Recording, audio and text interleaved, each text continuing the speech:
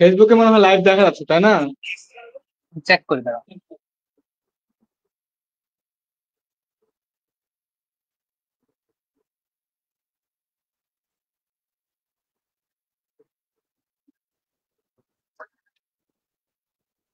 তোমার গ্রুপে না? আমি আমার প্রথম আইডি থেকে যাইতে হবে, তো তারপর গ্রুপে দিচ্ছি। হ্যাঁ, তোমার আইডি থেকে লাইভ শো করছে।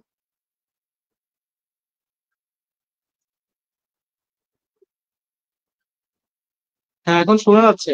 হুম, আমরা হচ্ছে লাইভের মধ্যে আছি। হ্যাঁ, দেখলাম।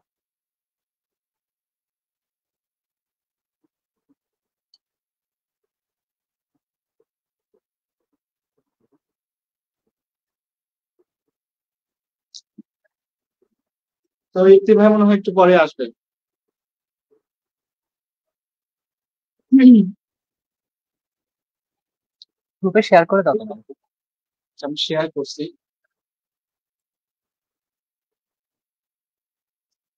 সেই ইতি ভাই আসছে, ইতি ভাই অ্যাড করে দিই।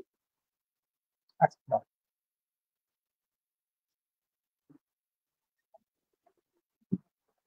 ইতি ভাই আসসালামু চলে আলাইকুম আসছে। ভাই।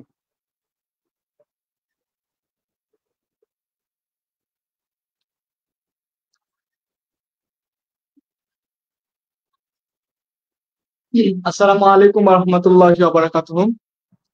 সুপ্রিয় শিক্ষার্থী বন্ধুরা, আমি মোহাম্মদ আমানুল্লাহ হুসাইন, রংপুর মেডিকেল কলেজের দ্বিতীয় বর্ষে পড়াশোনা করতেছি। আহ তো মেডিকেল ভর্তি পরীক্ষার্থী যারা আছো তাদের আর মাত্র 2 মাসের মতো সময় বাকি আছে মেডিকেল পরীক্ষা শুরু হওয়ার, মেডিকেল পরীক্ষা হওয়ার। তো তার আগে অনেকেই জিজ্ঞাসা করো, ভাইয়া রিভিশন স্ট্র্যাটেজি কেমন হবে, কিভাবে আমরা কি কভার করব। সেই বিষয় নিয়ে আমরা অনেক ভালো ভালো বিশিষ্ট এবং ট্যালেন্ট মানুষদের নিয়ে আমি হচ্ছে একটা লাইভের আয়োজন করেছি। তো আশা করি সবার উপকার হবে। তো আমরা শুরু করি, প্রথমে পরিচয় পর্ব দিয়ে শুরু করি। আমাদের সবার প্রথম আছে আমাদের সবচেয়ে বড় ভাইয়া, ইপ্তি ভাইয়া। আপনার পরিচয় যদি একটু দিতেন। আসসালামু আলাইকুম। আমি মামুনুর রশিদ ইফতি, চট্টগ্রাম মেডিকেল কলেজে পড়তেছি 4th ইয়ারে। তো আর হচ্ছে তারপরে আছে হচ্ছে সিয়াম ভাইয়া, আপনার পরিচয় পুরোটুকু দিলে ভালো হতো আর কি। আসসালামু আলাইকুম, আমি মোহাম্মদ মহিউদ্দিন আজম সিয়াম। আমি থার্ড ইয়ারের মেডিকেল স্টুডেন্ট। আমি পড়াশোনা করছি এখন স্যার সলিমুল্লাহ মেডিকেল কলেজে।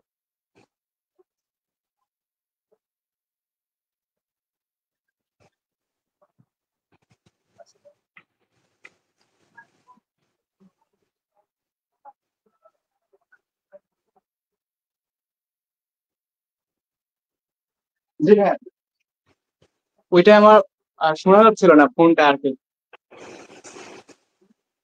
ওইটা সাউন্ড অফ করে দিলাম।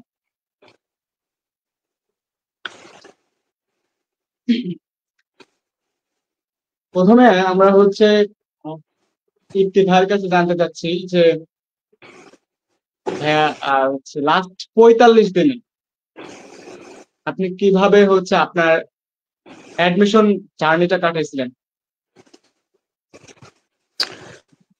লাস্টের দিকে তো আসলে মডেল টেস্টই বেশি দিছি আর কি। পড়াশোনার তো আর কিছু ছিল না। পড়াশোনা তো যা শেষ হওয়ার অনেক আগেই শেষ হয়ে গেছে। তো লাস্টের দিকে পরীক্ষা দিছি বেশি। আর যেগুলো ভুল হয়েছে ওই ভুলগুলো বই থেকে বের করে পড়ছি। এটাই খুবই সহজ। যত জটিল করব তত জটিল হবে। আসলে জিনিসটা সিম্পল রাখা উচিত। বেশি বেশি পরীক্ষা দিছি আর পরীক্ষার ভুলগুলো বই থেকে বের করছি।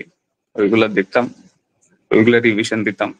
কোনো চ্যাপ্টারে দুর্বলতা থাকলে দিনে এক্সট্রা সময় সাবজেক্টিভ চ্যাপ্টার গুলো দেখতাম। এটাই। আর সিয়াম ভাইয়া।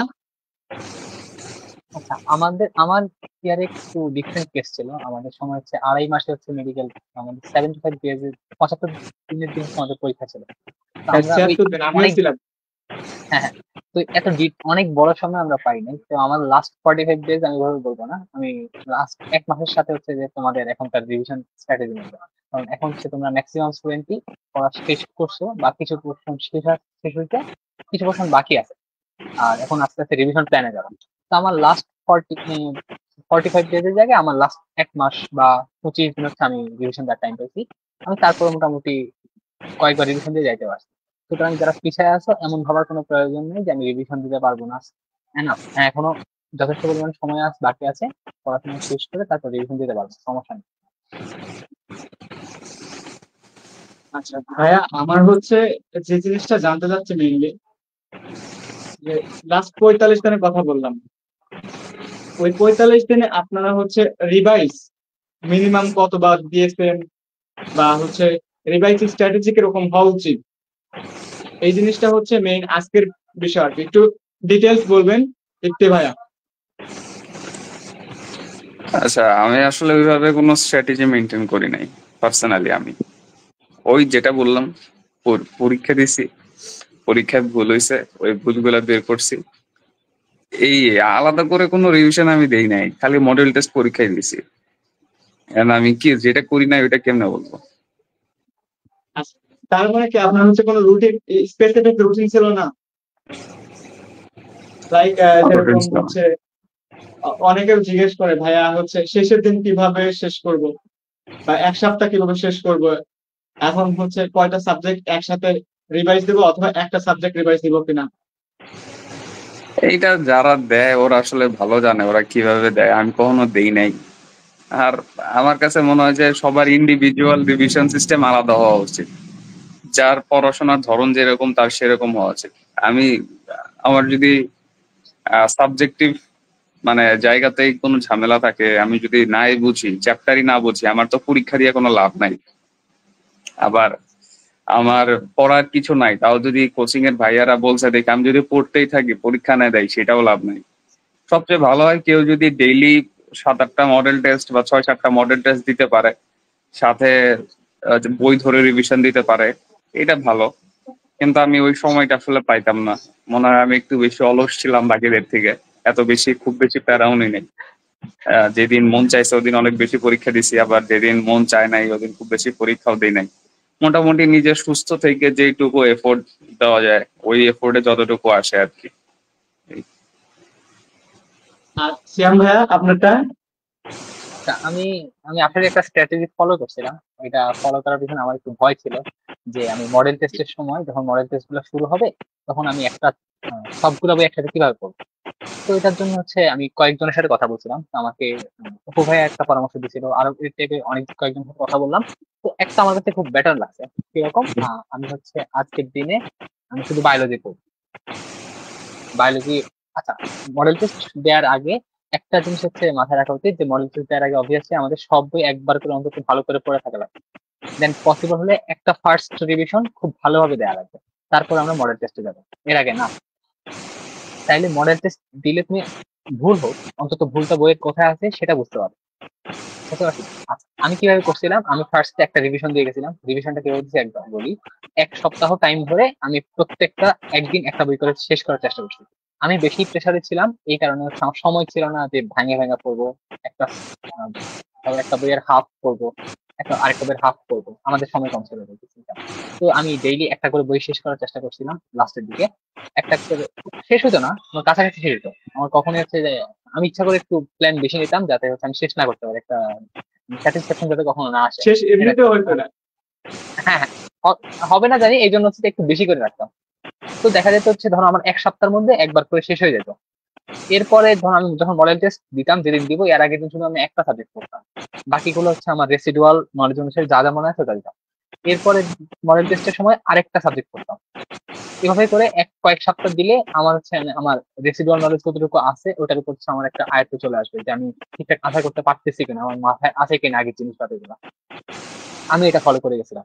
আর তুমি যেটা বলতেছো শেষ দিন আমি কি করবো, শেষ দিন হচ্ছে রিল্যাক্স করবা। শেষ সন্ধ্যার পরের থেকে আর পড়াশোনা করার দরকার নেই। হ্যাঁ, আজকে পরে কিছুই করতে পারবো না, একটা জিনিস করতে পারো যে সাম্প্রতিক জিনিসপাতি যেটা খুব মনে হয় একটা দুটা কোশ্চেন আসতে পারে ওটার জন্য করতে পারো, বাট আমার কাছে খুব একটা ফ্রুটফুল মনে হয় না লাস্ট দিন অনেক বেশি ইনফরমেশন মাথায় নেওয়া। হাইয়েস্ট মডেল টেস্ট দিতে পারো, একটা মডেল টেস্ট দিয়ে রাতে একটা ভালো করে ঘুম দেবা না। একটা আরেকটা প্রশ্ন স্টুডেন্টের, সবাই বলতেছে যে ভাই 76, 77, 78 করে পাচ্ছে, মানে এই রকম মার্কস বেঞ্চ পাচ্ছে, এই মার্কস দিয়ে আসলে তাদের প্রিপারেশন কতটুকু বোঝা যাচ্ছে? আচ্ছা শোনো, মার্ক মার্ক দেখে কেউ কখনো বলতে পারবে না একটা স্টুডেন্ট কি চান্স পাবে নাকি পাবে না। হ্যাঁ, এক- অনেক আমার থেকে অনেক বেশি মার্ক পাইতো এরকম স্টুডেন্টও চান্স পাইনি, বাট আমার থেকে অনেক কম মার্ক পাইছে, এর থেকে ভালো মেডিকেলেও চান্স পাইছে, এটা খুবই নর্মাল। এটা হবে, এটা মার্ক তোমার আসল উদ্দেশ্যটা কি, আসল উদ্দেশ্য তোমার ভুলগুলা কারেক্ট করা। তুমি একটা কোশ্চেন যেটা ভুল করতেছো পরীক্ষায়, এটা যাতে পরবর্তী পরীক্ষায় আর কখনো এটা ভুল না হয় সেটা এনশিওর করা। তা আমি একটা কাজ করছিলাম, আমি হচ্ছে যে তোমার আলাদা একটা কালি কলম নিতাম, ওটা দিয়ে হচ্ছে যেটা ভুল করতাম ওটা বইয়ে মার্ক করে রাখতাম ওই কালি কলম দিয়ে। তো নেক্সট টাইম দেখার সময় আমার এটা মনে পড়তো আমি এটা ভুল করছিলাম। তো এই দ্যাটস ইট। আর প্র্যাকটিস করার বিকল্প নাই, ইস্তিফায় যেটা বলবো অনেক পরীক্ষা দেওয়া লাগবে, এটা আসলে কোনো বিকল্প নাই। আমি ছোট্ট একটা ইস্যু শেয়ার করি। আমি তো অফলাইনে মেডিকেতে ছিলাম, তো অফলাইনে মেডিকেল একটা এক্সাম ছিল, পরীক্ষার আগের দিন হচ্ছে একটা এক্সাম জমা ছিল, আমি দেইনি পরীক্ষাটা অনলাইনে। তো এই একটা এক্সাম দিয়েছিলাম, ওইখানে একটা কোশ্চেন ভুল করছিলাম, না লাকিলি জিকের ওই কোশ্চেনটা আমার মেডিকেলে আসছিল, তো আমি ওখানে কারেক্ট করতে পারছি। এই কারণে আমি বলতেছি যে তোমার ভুল হয়েছে ওটা ফ্যাক্ট না, তুমি ভুল থেকে শিখতে পারতেছো কিনা ওটা বড় ফ্যাক্ট। ওকে, আশা করি ক্লিয়ার। আচ্ছা, ইপ্তি ভাইয়ের কাছে আমার কাছে প্রশ্ন, এই প্রশ্নটা খুবই গুরুত্বপূর্ণ মনে হয়। অনেক জায়গায় দেখি ভুল বলে, অনেক জায়গায় বলে সঠিক অ্যান্সার দেওয়া।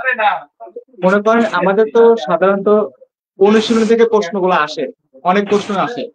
তো ওই ইসাক স্যারের বইতে বা তপন স্যারের বইতে ভুল অ্যান্সার দেওয়া থাকে অনেকগুলা। তো এই আমরা পরীক্ষার হলে ভুল অ্যান্সার দেখাবো নাকি সঠিক অ্যান্সার গুলো দেখাবো?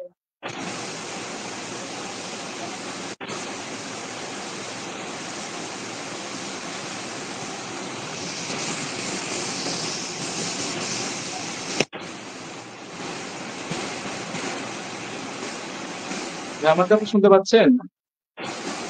আমি বলবো জি জি বলেন। ভুল আনসার না সঠিক আনসার?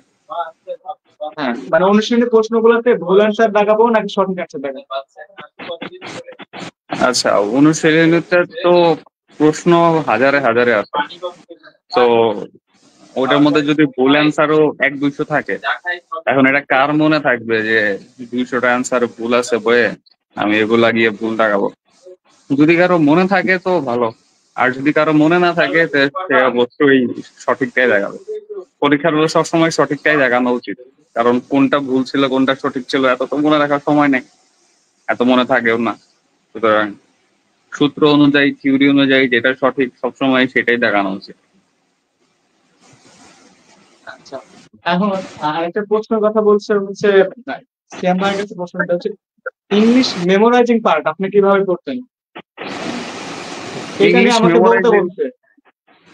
আচ্ছা, English English memorising memorise, part অবশ্যই মেমোরাইজ করতে হবে সবার আগে। হ্যাঁ, আর তারপরে হচ্ছে আচ্ছা ঠিক আছে, আমি বুঝলাম না, আচ্ছা তো কিছু নাই, এটা তো সত্যি কথা। বলেন ভাই। না গ্রামাটিক্যাল ওইটাই পার্ট তো, বুঝতে না হবে না আগে। হাসি, আর সেটা হাসি ভাইয়া যে মেমোরাইজটা করতে হবে, কিন্তু স্টুডেন্টরা তারপরে প্রশ্ন করছে। দাঁড়াও। তো ভাইয়া আপনার কাছে প্রশ্ন হচ্ছে আম্মা, কোন সিস্টেমে মুখস্থ করলে ভালো হয়? অনেকে বলে যে এ বি সি যেগুলো দেওয়া আছে সবগুলো মুখস্থ করে, ধরেন এ তে অ্যান্টোনিম দেওয়া আছে হাজার হাজার, সবগুলো মুখস্থ করতে হবে। বি তে অ্যান্টোনিম দেওয়া আছে হাজার হাজার, সবগুলো মুখস্থ করতে হবে। আরেকটা আছে হচ্ছে যে ভার্সিটি প্রশ্ন ব্যাংক সলভ। এখন আপনার মতে কোনটা ভালো? আমার আমার মতে হচ্ছে ডিসিএস, বিবিএস মেডিকেল, ঢাকা বিশ্ববিদ্যালয় অথবা ভার্সিটি, এইখানে যে সিনোনিম অ্যান্টোনিম গুলো আছে শুরুতে এগুলা নোট করে পড়ে ফেলতে হবে, যতগুলো আছে। এটার জন্য 1 দিন 2 দিন যথেষ্ট, অথবা 1 দিন। এরপরে যেটা করতে হবে, এরপরে তো আমি বসে থাকবো না। এরপরে আমার কোচিং এর যে বইটা আছে বা আমি যে বইটা ফলো করি, ওই বই থেকে প্রত্যেকদিন 10টা করে সিনোনিম অ্যান্টোনিম প্রত্যেকদিন 10টা করে পড়তে হবে। আরো যে মুখস্থের টপিক গুলো আছে, প্রিপোজিশন, আরো হাবিজাবি যেগুলো আছে, প্রত্যেকদিন 10টা করে 15টা করে মুখস্থ করে যাইতে হবে। পাশাপাশি যে বিসিএস এন্ড ভার্সিটি আছে ওগুলা প্রত্যেকদিন একটু একটু করে রিভিশন দিতে হবে। এন্ড প্রত্যেক 2-3 দিন পরে, লাস্ট 2-3 দিন যে আমি পড়ছি ওইগুলা রিভিশন করতে হবে। সো এটা মেমোরাইজিং পার্ট অনেক বেশি মেমোরাইজ করতে হবে, যে আমি একদিন পড়লাম পড়ার খবর নিলাম না, এটা হবে না। প্রত্যেক দিন পড়তে হবে এবং প্রতি 2-3 দিন অন্তর অন্তর ওইগুলো হচ্ছে রিভিশন করতে হবে। কারণ অ্যাডমিশন ফেজটা এমন একটা ফেজ, এখানে পড়ার থেকে রিভিশন দেওয়া বেশি কার্যকরী। কারণ এখানে আসলে নতুন করে শেখার জিনিস অনেক কম, যেগুলো অলরেডি শিখে আসছি ওইগুলা বেশি বেশি রিভিশন দিয়ে মাথার মধ্যে ঢুকাইতে হবে, রাখতে হবে, যাতে আমি পরীক্ষার হলে ডেলিভার করতে পারি। ঠিক আছে?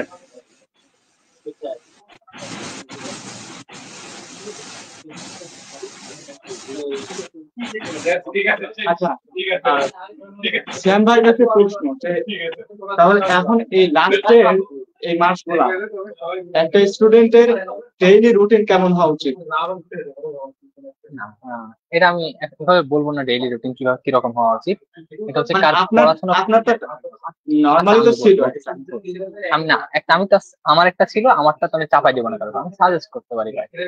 ধরো এখনো হচ্ছে কোচিং গুলাতে ম্যাক্সিমাম তো অফলাইন কোচিং আছে বা অনলাইন কোচিং যাই হোক, প্রত্যেকটা অফলাইন কোচিং এ সপ্তাহে 3টা করে ক্লাস থাকতেছে আর একটা করে হচ্ছে তোমার উইকে থাকতেছে। তো তুমি আমি যদি সাজেশন দিতাম আমার স্টুডেন্টকে যাদের হচ্ছে মোটামুটি পড়া কাভার হয়ে আসছে, আমি এখনই চাচ্ছি আমার পড়া কয়েক চ্যাপ্টার বাকি আছে, তা আমি রিভিশন প্ল্যানে চলে যাবে। কিভাবে যাইতে পারি? ধরো আমার শনিবারে পরীক্ষা আছে, আমি শনিবার পরীক্ষা দিয়ে আসলাম, এসে হচ্ছে আমি ওই দিন সারাদিন, আচ্ছা পরীক্ষা দেওয়ার চেষ্টা করবে একটু সকালে বেশি হলে ভালো হয়। হ্যাঁ, পরীক্ষাটা সকালে বেশি দেখলে ভালো হয়, তুমি সারাটা দিন পাও। আচ্ছা, ওই দিন সারাদিন বা আচ্ছা দুপুরে দিলে ওই দিনটা তুমি রাখবো হচ্ছে আগের পড়া রিভিশন দেওয়ার জন্য, অথবা নেক্সট পরীক্ষার পড়া ওই দিনের মধ্যে কমপ্লিট করে রাখার জন্য। তাইলে তুমি পরের দিন একটা এক্সট্রা দিন পাবা, ওই এক্সট্রা দিনে আগের কোনো একটা টপিক 2-3টা চ্যাপ্টার বা 4-5টা চ্যাপ্টার রিভিশন দেওয়ার চেষ্টা করো। আস্তে আস্তে বাড়াবা, প্রথমে 2টা চ্যাপ্টার, তারপর 3টা চ্যাপ্টার করে, তারপর 4টা চ্যাপ্টার করে আস্তে আস্তে রিভিশনে দিয়া বাড়াবা। দেন ধরো সারাদিন রিভিশন দিলা আগের দিন, আবার সন্ধ্যাবেলায় বসবা, সন্ধ্যাবেলায় বসে তুমি পরের দিন যে ডেইলি পড়াটা একবার পড়ে আসছো অলরেডি, ওটা একবার রিভাইজ দিবা। বুঝতে পারছি? আর আরেকটা জিনিস আমি পার্সোনালি বলবো যে তোমার জিকে ইংলিশের যে ইস্যুটা তোমরা বলতেছো, জিকে ইংলিশের ইস্যুটা আমি বলছি ডেইলি অন্তত 1 ঘন্টা করে তুমি জিকে বা ইংলিশের জন্য রাখবা। ধরো আজকে জিকে পড়ছো, পরের দিন 1 ঘন্টা ইংলিশ, এরপরের দিন 1 ঘন্টা জিকে, এরপরের দিন 1 ঘন্টা ইংলিশ। বুঝছো? তুমি ইংলিশটা জিকে ইংলিশ যদি ডেইলি বেসিসে না পড়ো, তাহলে ভোকাবুলারি পার্ট যেটা আছে বা মেমোরাইজিং পার্টটা মনে থাকবে না। আর এটা হচ্ছে কোশ্চেন আনসার পড়াটা সবচেয়ে কম কষ্ট। হ্যাঁ, এখানে যে ভাই যেটা বললো BCS, varsity, previous year question, এগুলা কোশ্চেন করা, জাস্ট কোশ্চেন করবা, আনসার করবা, কোশ্চেন করবা, আনসার করবা। এটার জন্য ভালো একটা বই থেকে ইয়া করা বেটার। আশা করি বুঝতে পারছো।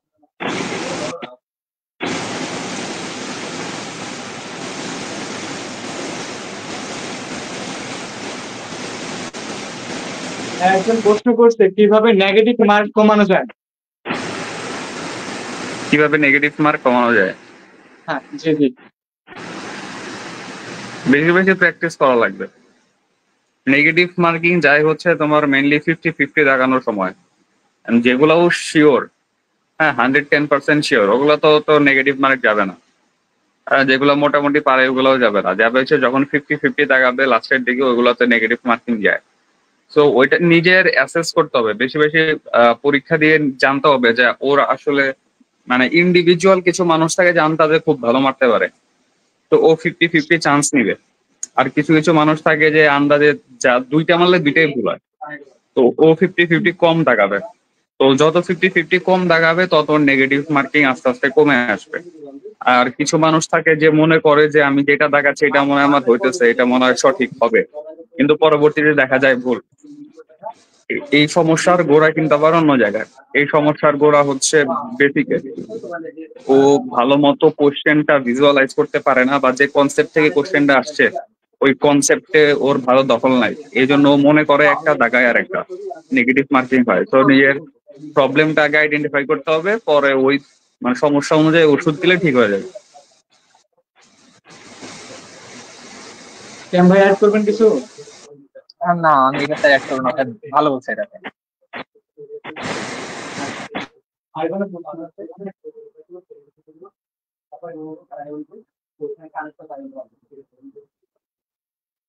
আচ্ছা ভাই, এটা আমার ব্যক্তিগত প্রশ্ন।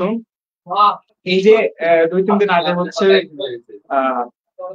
পরীক্ষা নিয়ে একটা ঝামেলা হলো না, যে রিটেন হবে না, এমসিকিউ নিয়ে। এই যে নিউজ গুলা দেখে স্টুডেন্টরা হাইপার হয়ে, অধিকাংশ স্টুডেন্ট আমার কাছে আসে বলে ভাই আমি চান্স পাবো না বা চান্স পাবো, এরকম টাইপের যে কথাগুলো বলে। আসলে এই সমস্যার সমাধান কি? আচ্ছা, প্রত্যেকটা এই সমস্যার কিছুতে সমাধান হলে পরে স্টুডেন্ট আসে। ওই যে একটা কথা আছে না, প্রিভেনশন ইজ বেটার দেন কিউর। এখানে সবচেয়ে ভালো আনসারটা হচ্ছে যে তুমি ফেসবুকে আসো। তোমার যদি কোচিং থাকে তুমি ওয়েবসাইটে করো বা অন্য জায়গায় করো, ফেসবুকে আসবা না।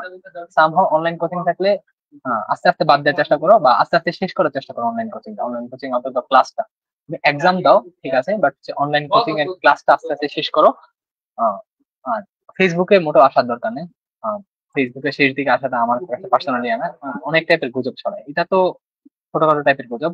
ইভেন পরীক্ষার এক সপ্তাহ আগে থেকে ছড়ানো হয় এরকম যে পরীক্ষার কোশ্চেন ফাঁস হয়ে গেছে। এরকম কোশ্চেনের একটা সাইটের ছবি হচ্ছে তোমার পোস্ট করে একজন, বলেন যে আমাকে টাকা দেন আমি কোশ্চেন দিয়ে দিচ্ছি। এটা হচ্ছে লাস্ট, ধরো গত বছর পসিবলি হয়নি, গত বছর 2 বছর হয়নি, এর আগে এটা খুব বেশি প্রচলন ছিল এটা। যদি এটা ভুয়া, মানে টোটালি ভুয়া, তুমি পরে এসে আবার পরে দেখা যেত ভুয়া হয়। এগুলা কোনো ভিত্তি নাই। কোশ্চেন ফাঁস হওয়ার চান্স খুবই কম, আর ফাঁস হলে তো পরীক্ষা বাতিল হয়ে যাবে, তারপরে দেখা যাবে। তো আলটিমেটলি তোমার এটা আমার পার্সোনালি মনে হয় না ফেসবুকে আসা উচিত। যদি কোনো কিছু হয় আমার তোমার কোচিং এর যে অ্যাডমিনিস্ট্রেটর বা কেউ না কেউ তোমাকে পরে জানাই দেবে, তুমি একদিন পরে জানো, সমস্যা নাই তো। তোমার তো এখন এটার জন্য তো তোমার অনেক ক্ষতি হচ্ছে না। বাট তুমি এখন একটা নিউজ শুনে একদিন পড়াশোনা করতে পারবে না, এটা তোমার অনেক লস। আমার মনে হয় যে সার্কুলার যখন দেয় শুধু ওই সার্কুলারটাই ফলো করা উচিত। লাস্ট কারণ সার্কুলারটা ফলো বাংলাদেশের করা। তো, হ্যাঁ, বাংলাদেশের যে মেইন স্ট্রিম যে মিডিয়া গুলো আছে, আপনার বড় বড় চ্যানেলের নিউজ গুলো কিন্তু ফেক নিউজ হয় অধিকাংশ। হ্যাঁ, অবভিয়াসলি। সো এই জিনিসটা আমার মনে হয় বা যে তোমার লাস্টের দিকে, হেডলাইন যেরকম থাকে ভিতরে ওরকম থাকে না, হেডলাইন থেকে স্টুডেন্টরা কনফিউজ হয়ে যায়। এইটাই হচ্ছে মানে আমাদের স্টুডেন্টদের ভুল। ওরা হচ্ছে নিউজ গুলা দেখে, সেদিন আমি বলছি মানে আমার কাছে অনেক স্টুডেন্ট আসে বলে ভাইয়া রিটেন হবে, কি করব কি করব, মানে আমি তো মানে হয়ে গেছি, মানে নিউজ দেখে ভাবতেছি যে আসলে কি সত্য নাকি ফেক। পরে বললাম 2-1 দিন যাক, তারপর তুমি চিন্তা করো, আগে কিছু চিন্তা করার দরকার না। আচ্ছা, একটা কথা সেটা হচ্ছে ভাই মনে কারেন্ট চলে গেছে। ও সেটা আচ্ছা। হচ্ছে যে আমাদের চান্স পাওয়ার জন্য, অন্তত আমি চান্স পেতে চাই আর টপ করতে চাই, এই দুইটার মধ্যে কতটা দাগানো ডিফারেন্স বা কত টাকা দাগানো উচিত? হ্যাঁ, এটা টাফ কোশ্চেন। তুমি পরীক্ষার হলে আনসার করার সময় বুঝতে পারবা মোটামুটি। ধরো একবার যখন 100 কোশ্চেন ঘুরে আসবা ফার্স্ট 20 মিনিট 25 মিনিট বা 30 মিনিটে, যতক্ষণই লাগে তোমার ফার্স্ট টাইম দাগাইতে 100 কোশ্চেন ঘুরে আসতে, তখন তুমি বুঝে যাবা তুমি আসলে কোন দিকে যাবা। এখন ধরো তুমি 75টার মতো ঠিকঠাক দাগাইছো, তাইলে তুমি তো অবভিয়াসলি এখন সেকেন্ড টাইম যখন দাগাবা, বা ধরো তুমি একদম কারেক্টলি বুঝতে পারছো আমার 75টা শিওর আমি আর পারতেছি না, তখন তোমার এক্সট্রা করে তোমার যে আন্তাজি ঢের ছড়া, ওটা তখন রিস্কি হবে। আর যারা হচ্ছে টপ করবে তারা হচ্ছে মোটামুটি বুঝতে পারতেছে তারা কোন ফার্স্টে কোন লেভেলে লাগায় ফেলবে। তো টপ করা প্রশ্নের মধ্যে একদম যারা টপ করে যায় ওখানে আবার মানে একটা রিয়েলিটি, আমার পার্সোনাল, এটা আমার পার্সোনাল গেস, এটা এরকম হয় যে তারা যে 2-3টা কোশ্চেন মানে আন্তাজে দাগানো বা মিলায় কোশ্চেন এক্সক্লুড করা, অপশন এক্সক্লুড করে এভাবে দাগায়, এই দাগানোতে তোমার ওগুলা তাদের সঠিক হয়ে যায়, সবগুলো ম্যাক্সিমাম গুলো সঠিক হয়, এই কারণে তাদের মার্কটা অনেক বেশি বেড়ে যায়, আমার পার্সোনাল গেস। আর এর কাছাকাছি এগুলো আসলে বুঝতে পারছি তোমার আসলে মানে না। একটা হচ্ছে আমি একদমই চান্স পাইতেছি কাটা কাটা লেভেলে, ওইখানে হচ্ছে আমার আন্তাজে দাগানোটা অনেক সময় সুইসাইডাল হতে পারে, বুঝছো? ওইখানে নেগেটিভ খেয়ে আমি লাস্টে চলে আসতে পারি, আমি 0.25 এর জন্য চান্স মিস করতে পারি। আর বেশি দাগালে ধরো তুমি 85 দাগায় ফেলছো, তাহলে তুমি মোটামুটি বুঝতে পারতেছো যে তোমার একটা ভালো মেডিকেল আসবে ইনশাল্লাহ, তখন তুমি রিস্ক নিতে পারো। লাস্টে তুমি আর ধরো ধরেন যে ওই ওই স্টুডেন্টটা হচ্ছে 70% এর কম বা 65% সে হচ্ছে উম, মানে পারে বা পারছে, আর গুলা হচ্ছে ও বুঝে না বা পারে না। তো তাহলে কি করবে? আন্দাজে দাগাবে নাকি স্কিপ করে চলে আসবে? আন্তাজে দাগানোর ব্যাপার নেই, এটা তখন হচ্ছে যে আমার মনে হয় যে অপশন এক্সক্লুড করে করে দাগা। ধরো তুমি যদি কোশ্চেন বুঝতে পারো, কোশ্চেন পরে যদি তোমার মনে হয় অপশন পরে যদি মনে হয় যে আমার এই অপশনটা ভুল এই অপশনটা ভুল, তাহলে তোমার তখন 50-50 চান্স চলে আসবে, প্রবাবিলিটি বেড়ে যাইতেছে আনসার আনসার উত্তর হওয়ার। আমি বলছি না এটা একদম কারেক্ট হবে, বাট ওই সময় হচ্ছে যে আমার মনে হয় আরো একটু দাগানো উচিত, আরো তোমার ধরো 7-8টা 10টা 10-15টা দাগানো উচিত। যদি পসিবল। এখন ধরো তুমি একদিন জীবনে কোশ্চেন চোখে দেখো, ওটা দাগ আনতে লাভ, ওটা ভুল হওয়ার চান্সই বেশি।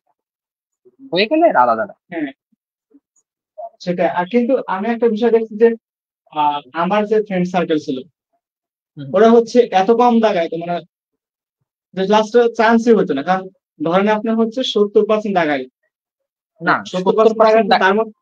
আচ্ছা, আরেকটা জিনিস আমি তোমার বলি, এই যে আমি যেটা বললাম না, আমরা ফার্স্ট টাইমে অনেকগুলা জায়গায় একবারে 100 পর্যন্ত ঘুরে আসি।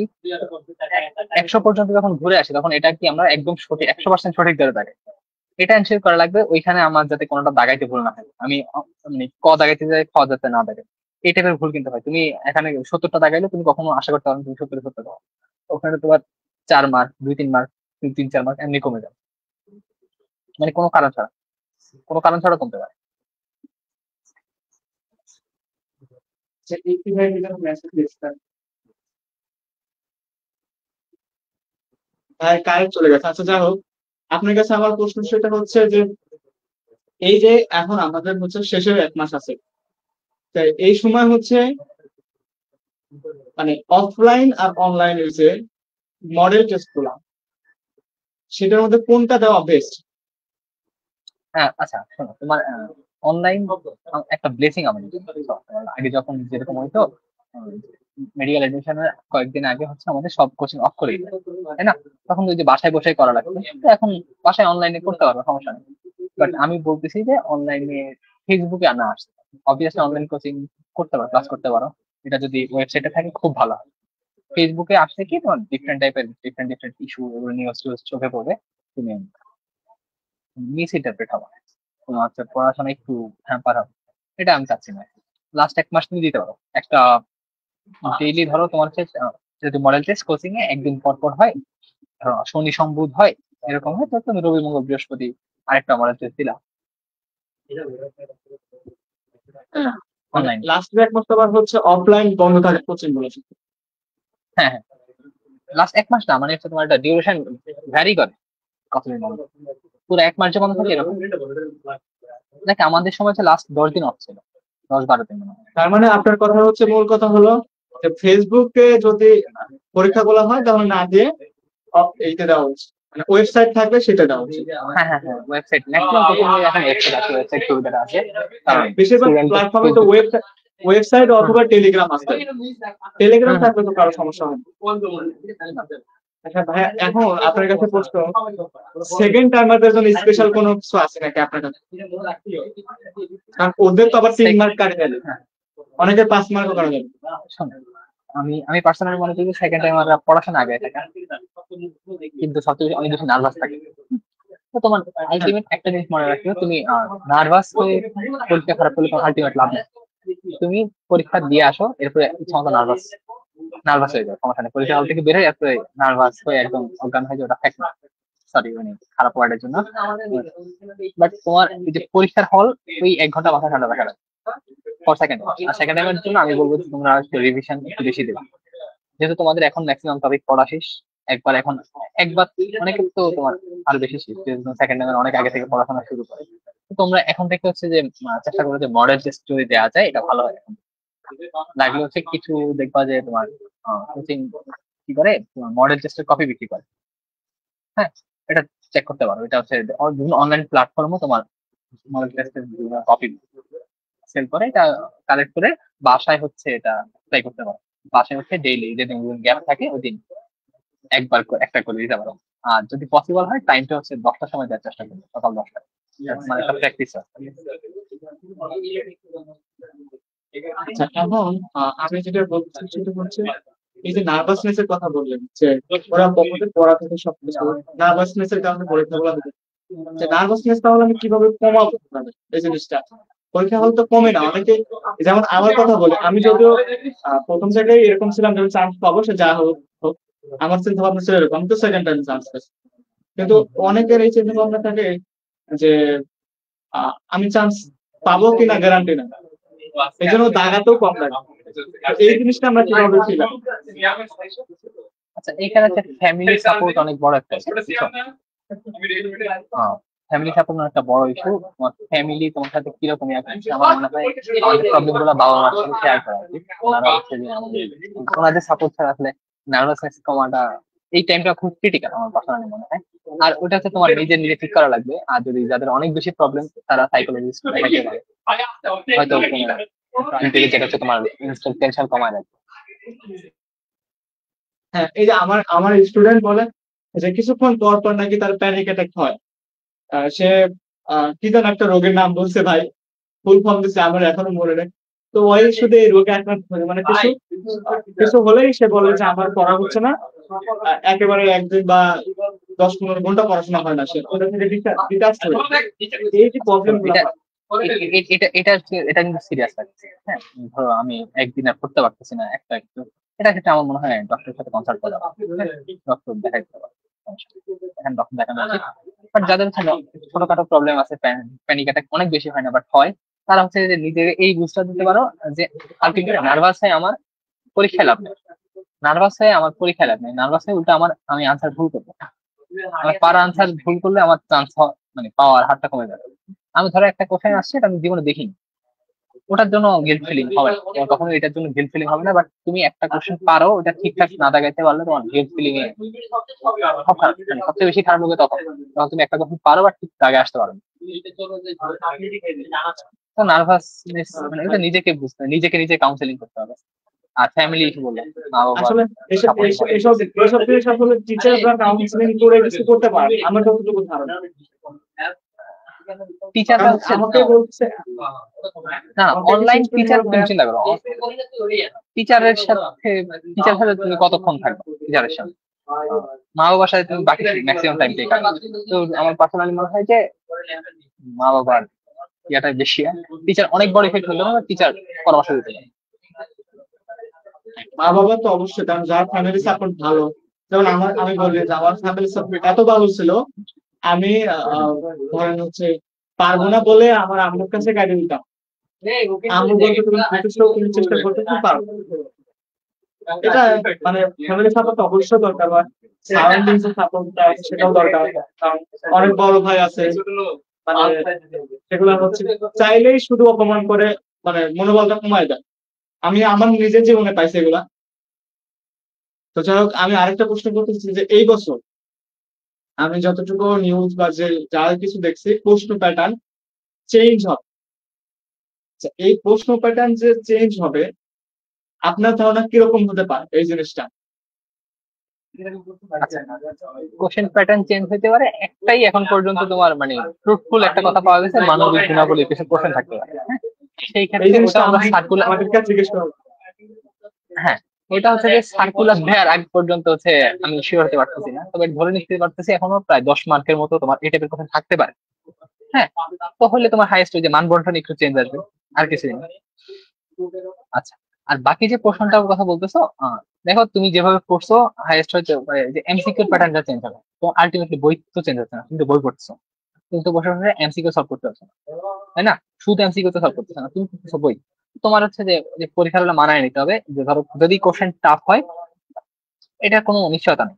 হ্যাঁ, ধরো হচ্ছে আমি গত 2-3 বছর আমরা অনেকবার শুনছি যে কেমিস্ট্রি বা ফিজিক্স এর অনেক টাফ কোশ্চেন টাফ হইতে পারে, শুনেছি, আমি নিজে অনেকবার শুনেছি।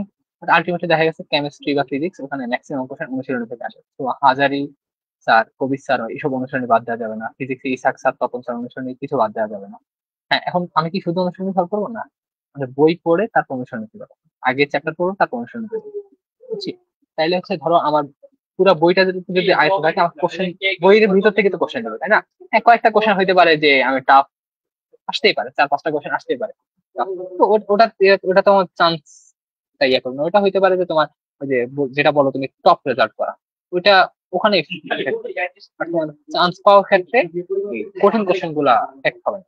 তুমি যেসব কোশ্চেন গুলা পড়ছো বা নর্মালি যেগুলো সবাই পড়ে ওইটা ঠিক আনসার করে দিয়ে আসতে পারলেই হলো। বুঝতে পারছো? আচ্ছা, আরেকটা এই প্রশ্নেরই আমি সাব প্রশ্ন করতেছি, সেটা হচ্ছে মানবিক যে প্রশ্নগুলোর কথা বলা হয়েছে, ওই জিনিসটা আসলে কি? এই জিনিসটা বলেন তো, এখনো তো ক্লিয়ার না। না, এটা ক্লিয়ার না, তবে মানুষজন ধরো যেভাবে অনেকে প্রেডিকশন দিচ্ছে না কোশ্চেন দিতেছে অনেকে, দেখো না মজা করে এমসিকিউ দিচ্ছে, বা অনেকে সিরিয়াস কিছু এমসিকিউ দিচ্ছে। আমার যেটা মনে হয় মানবিক গুণাবলী কোশ্চেন পরীক্ষা হলে আসলে পরীক্ষা হলে এমনিতে দাঁড়িয়ে দেওয়া, তোমার যদি কমন সেন্স থাকে এমনি দাঁড়িয়ে দেওয়া। হ্যাঁ, আমার পছন্দ মনে হয়। কারণ আমরা এখন তো যদি প্রশ্ন না দেখে বলতে পারতেছি না। না, আমি ধরো একটা জিনিস নতুন করে অ্যাড হবে, কেউ বলতে পারছে না। এটা মানে আর তো কোনো পরীক্ষা এটা নর্মালি অ্যাড করেনি। আর এটা আমার কাছে খুবই বাজে লাগছে এই বিষয়টা, যে মানবিক গুণাবলী আমি কিভাবে কোশ্চেন আনসার করে একটা স্টুডেন্টের মান সেই কতটুকু মানবিক এটা অ্যাসেস করবে, তাই না? হ্যাঁ, এটা তার উপর হচ্ছে রিটেন নেওয়া তো আমার আমার মতে ঠিক না মেডিকেলের না, জন্য। রিটেন তো হবে না, রিটেন তো ক্যান্সেল করছে। হ্যাঁ, করছে, কিন্তু যে জিনিসটা অনেকে বলে রিটেন দিলে ভালো হবে, আসলে কি রিটেন নেওয়া ভালো মেডিকেল? হ্যাঁ, রিটেন আমার পার্সোনালি আমার বেটার মনে হয়, তবে সমস্যা আছে, কয়েকটা সমস্যা সমস্যা যদি সেটাই বলতেছি। উদ্ঘাটন করতে পারে। যে ধরো আমার মেইন প্রবলেম হচ্ছে টিচার ইস্যু। আমার যে টিচার খাতা দেখবে উনি এইটা কিভাবে মার্কিং হ্যাঁ, করবে, হ্যাঁ, এটাই। হ্যাঁ, এটা যদি ওভারকাম করা যায় তাহলে রিটেন খুব ভালো একটা হবে, খুবই ভালো হবে। কিন্তু আমার মনে হয় না বাংলাদেশের সিস্টেমে এটা ওভার করা সম্ভব। কারণ হচ্ছে হ্যাঁ, হ্যাঁ, বাংলাদেশে 1 লক্ষ ঠিক। স্টুডেন্ট পরীক্ষা দিবে। হ্যাঁ, এটা তো বুয়েটের মতো না। হুম। বুয়েটে তো 10,000 স্টুডেন্ট পরীক্ষা দেয়, এখানে তো হচ্ছে 1,40,000 স্টুডেন্ট পরীক্ষা দেয়। এই মতো এখন আমার এটা মতে যত চিন্তা আরো ওটা এটা আমাদের আলোচনা না। না, ওটা ওটা হতে পারে তোমার পরবর্তী কোনো একটা ইয়ারে হচ্ছে এটা অ্যাড করতে পারে, আগে থেকে বলে দিয়ে তখন বুয়েট স্টাইল আগে ট্রেলিয়ে নিয়ে পরে আবার রিটেন বাদ দিয়ে 10,000 রেখে ওটাতে আবার রিটেন নিয়ে অ্যাসেস করলাম, এরকম হতে পারে সেটা করা যাবে। পরবর্তী। হ্যাঁ, আচ্ছা, যাই হোক, এটা পরে। আপনার আর বেশি সময় নেব না আমরা। তো লাস্ট একটা প্রশ্ন জিজ্ঞেস করবো, তার আগে আচ্ছা ওটা জিজ্ঞেস করলাম না, আপনাকে শেষ করে দেয় আপনার মজার কিছু জিজ্ঞেস করলাম না। সেটা হচ্ছে যে ভাই, ওভারঅল একটা স্টুডেন্ট আজ থেকে ধরেন শুরু করছেন, মোটামুটি তার পড়া আছে, এখন কতটুকু ফ্লোতে সে যদি যায় একবার লাস্ট পর্যন্ত, এবং এখানে মাঝে কোনো ডিপ্রেশন বা কিছু যদি কাজ করে, সেগুলো ওভারকাম করে একটা স্টুডেন্ট কিভাবে চান্স পাইতে পারে, এটা প্রশ্নটা উত্তর দিয়ে আপনি শেষ করে দেবো আমরা আজকে। এটা এটা এই কোশ্চেন প্রবাবলি ফার্স্টে ইফতি ভাই খুব সুন্দর করে বলছে। আমি যেটা বললাম এখন হচ্ছে আমি আশা করি একটা যে স্টুডেন্ট আগে সুন্দর আগে থেকেই গোছায় পড়াশোনা করছে, তার পড়াশোনা মোটামুটি শেষ দিকে চলে আসছে। তো এখন হচ্ছে যে মেইন কাজ হবে তার হচ্ছে কোচিং এর মডেল টেস্ট। হ্যাঁ, মডেল টেস্ট যে নিয়ে যে ক্যাসেট করা বা কোচিং মডেল টেস্ট না হলে বাসায় অন্তত মডেল টেস্ট, স্পেশাল যারা সেকেন্ড টাইমার আছে তারা এখনই শুরু করতে পারে, যাদের পড়া শেষ হয়ে গেছে ভালো করে। আর যারা ফার্স্ট টাইমার আছে যাদের পড়া শেষ হয়নি, তারা হতাশ হওয়ার কিছু নাই। তাদের ক্ষেত্রে আমি একটা ইস্যু বলছিলাম, ভিডিওর মাঝখানে বলছিলাম, তুমি শুনে রাখতে পারো, যে কিভাবে হচ্ছে ডেইলি পড়ে সাথে সাথে আবার রিভিশন দেওয়া যায়, এটা বলছিলাম। আমি এটা করছিলাম শেষ দিকে, সময় পাই তখন এটা করছিলাম। তো ওটা ফলো করতে পারে, এভাবে করে আলটিমেট যে ইস্যুটা শেষ দিকে মডেল টেস্ট গুলো আমি যতটুকু ঠিকঠাক রাখতে পারছি নিজেকে, আমি বুঝতে পারবো। আর লাস্ট ফাইনাল এক্সামে ওই 1 ঘন্টা আমি যদি আল্লাহর রহমতে ঠিকঠাক থাকতে পারি, আল্লাহর কাছে দোয়া মানে আল্লাহর কাছে চাইতে হবে। ফ্যামিলির সাপোর্ট খুব বেশি ইম্পর্টেন্ট আমার মনে হয় এই টাইমটাতে, মা বাবার সাপোর্ট খুবই ইম্পর্টেন্ট। অনেক স্টুডেন্ট আছে যে অনেক ভালো প্রিপারেশন নেয়, বাট হচ্ছে ফ্যামিলি সাপোর্টের কারণে এমনও স্টুডেন্ট ধরো হচ্ছে যে আমি শুনেছি, ও পরীক্ষা হলে ঢোকার আগে ওর মা বাবা বলতেছে যে তুমি কিন্তু চান্স পাওয়া যাবে, ও পরীক্ষা হলে যে একদম নার্ভাস হয়ে শেষ, তোমার মানে এরকম যে তোমার চান্স পাওয়াই লাগবে, এই টাইপের কথা কেন বলবে পরীক্ষা? তুমি পরীক্ষা তুমি যতটুকু পারো হাইয়েস্ট আনসার করে দিয়ে আসবা, বাকিটা আল্লাহর হাতে, তাই না? আমার ভাগ্যে লেখা আছে, যা হওয়ার হবে আল্লাহ ভরসা। আর মেডিকেল চান্স না পাইলে যে কিছু নাই লাইফে, হ্যাঁ, মেডিকেল আরো আরো মেডিকেল কত ভালো ভালো সেক্টর আছে, অনেক ভালো সেক্টর আছে। লাস্ট প্রশ্ন আরেকটা জিনিস মনে পড়লো, জিকে ইন্টারন্যাশনাল নিয়ে অনেকের খুব টেনশন, এটা বলছেন কি সামনে? এখন হ্যাঁ, হ্যাঁ, ধরো শোনো, এটার যে সমস্যাটা এটা হচ্ছে, ধরো ধরো আমি কিছু পড়িনি জীবনে, জিকে ইংলিশ কিছু ইন্টারন্যাশনাল জিকে পড়িনি এখন পর্যন্ত, ফার্স্ট আছে কোচিং এর যে আসছে ছোটখাটো টপিক ছিল ওটা স্কিপ করছি, বাকি অংশ পড়ে আমি ডেইলি পরীক্ষা দিই। এটা একটা কেস। আরেকটা হচ্ছে যে আমার অলরেডি একবার ইন্টারন্যাশনাল জিকে মিনিমাম যতটুকু পড়ার লাগে বা কোশ্চেন সলভ করা লাগে ওটা আমি করে ফেলছি। তো এখানে দুইটা ভাগে ভাগ করে দিলাম। ধরো ফাঁকিবাজ স্টুডেন্ট দেখেন যারা পড়াই না জীবনে, তারা এখন কি করতে পারে, প্রথমত যে কোনো একটা টপিক এটা নিয়ে, কিছু স্পেশাল টপিক আছে সব বই এগুলো আছে, আশা করি এটা লাগবে না, জানা লাগবে না টপিক, যে কোনো একটা টপিক নিয়ে ওইটার আগে হচ্ছে প্রিভিয়াস ইয়ারের কোশ্চেন, বিসিএস ঢাবি এই টাইপের কোশ্চেন গুলা, ইউনিভার্সিটি কোশ্চেন গুলো আগে করে কোশ্চেন আনসার করে এরপরে যদি সময় থাকে, আবার বলছি যদি সময় থাকে তারপর ওই টপিকের ভিতরে যে আর কোনো বোর্ড লাইন থাকে কিনা বা হচ্ছে পসিবল হলে আরেকবার রিডিং দেয়। বাট মিনিমাম পড়াশোনা হচ্ছে যে আমাদের প্রিভিয়াস ইয়ারের কোশ্চেন, যারা কিছুই পড়েন। আর যারা হচ্ছে মোটামুটি একটা প্রিপারেশন নিয়ে ফেলছে তারা হচ্ছে প্রিভিয়াস ইয়ারের কোশ্চেন ছাড়াও ওই যে নর্মাল পড়াশোনা যেটা বইয়ের ভিতরে অন্তত বোর্ড লাইন গুলা করতে পারে। আশা করি বুঝতে পারছো। আর ইন্টারন্যাশনাল দিকে নিয়ে অনেক বেশি ভয় পাওয়ার দরকার নেই।